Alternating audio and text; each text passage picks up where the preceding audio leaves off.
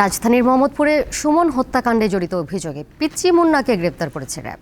বুধবার রাজধানীর চকবাজার থেকে তাকে গ্রেপ্তার করা হয়। সকালে সংবাদ সম্মেলনে বাহিনীটি জানায়, গত ফেব্রুয়ারিতে গ্রেপ্তার হয় পিচ্চি মুন্না।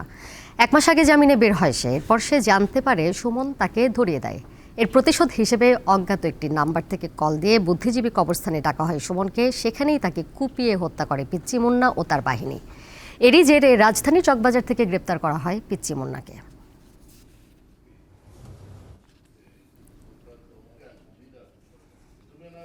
অপরাধী 1 নম্বর আসামি মুন্নাকে আমরা গ্রেপ্তার করি। মুন্নার জিজ্ঞাসাবাদে মুন্নার দেওয়া তথ্য মতো আমরা যেটা জানতে পেরেছি, আপনা গলি নামে একটা জায়গা আছে, এখানে দীর্ঘদিন ধরে থাকে। তো এক পর্যায়ে ভিকটিম সুমনের সাথে আসামি মুন্নার একটু সম্পর্ক হয় এবং আসামি মুন্না আগে থেকে মাদক ব্যবসায়ী, ছিনতাইকারী।